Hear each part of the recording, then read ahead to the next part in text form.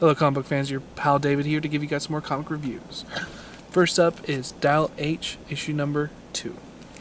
If you did not know, Dial H is basically this. Guy goes into a phone booth, dials H, and becomes any number of heroes. There's even one time in the Silver Age where a guy became Plastic Man. Great stuff. You never know what the guy's going to become next. He always becomes something original except for once. In this issue, he becomes many number of characters, and you see that he's getting a little addicted to becoming a hero. And then you see when he becomes back to his normal self, and he tries again to become a different hero because he hates who he is so much, that you find out that the phone booth needs to basically recharge before the next time you can use it.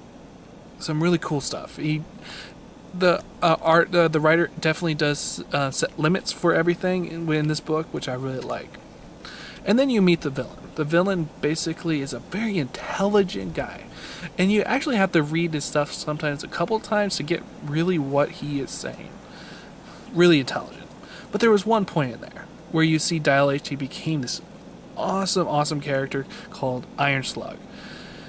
Just awesome stuff. And then he finally meets the villain of the story, and the villain starts, talking very intelligently, but then all of a sudden he changes from intelligent to basically talking like a thug.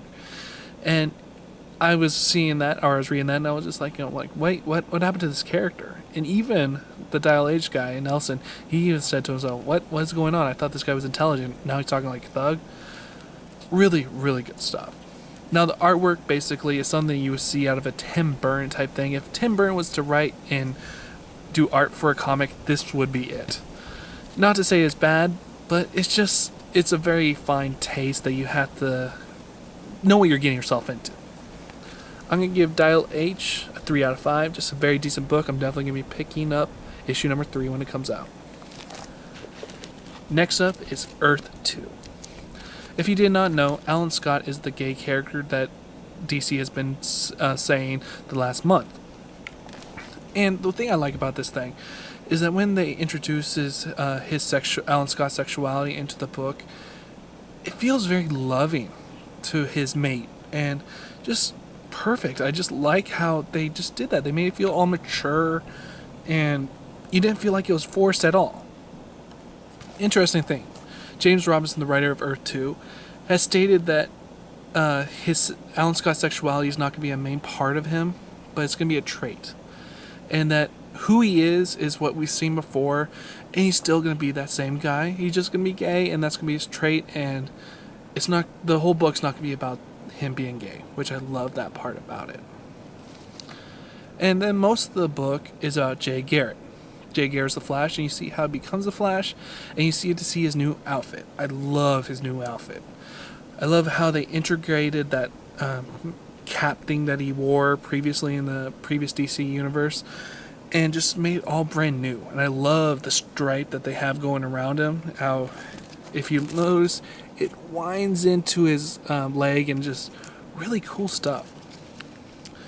I'm gonna be giving Earth 2 a 4 out of 5. Just another great issue, and I cannot wait for issue number 3. Now, the one book that was quite disappointing in with the new second wave, specifically this issue alone, is World's Finest issue number 2. I love the whole idea of Power Girl and Huntress working together, and you can see that in this book very well.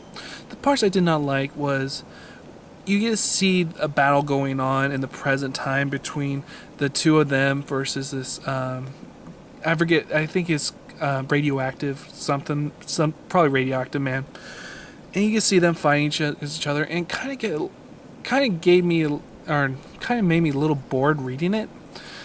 There was points of it I was like, is this fight going to be done already? And then there was a halfway mark where the main character, where a different artist came on. And that second artist has a very different look than George Perez.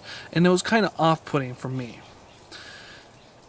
And then there was a point in there where the second artist, he has Power Girl go into the water and grab something out of the water. And when she comes out of the water, her hair is brown. When she went into the water, it was blonde. I don't know what was up with the colorist and all that different type of stuff, but it was just a little off-putting, and it just made me wish I was back into George Perez art. Just some off stuff about that. And then the finale was something that you basically saw coming. There was nothing really special about this book like I saw in issue number 1. That was the most disappointing for me most of all. I'm going to give World's Finest issue number 2 a 2 out of 5. I'm definitely going to be picking up issue number 3, but if issue number 3 is more like this book, it may get dropped. Because especially since the first week of the month is such a heavy books for me that I don't know. This one may hit the, get the cut, but I don't know yet. I'm going to definitely give it one more issue to go. Well, my name's David. If you like reviews like these, I got a bunch more on my page. I got topics like DC Comics putting out 0 issues in September. Remember, subscribe up top and like on the bottom. My name's David. Thank you for watching.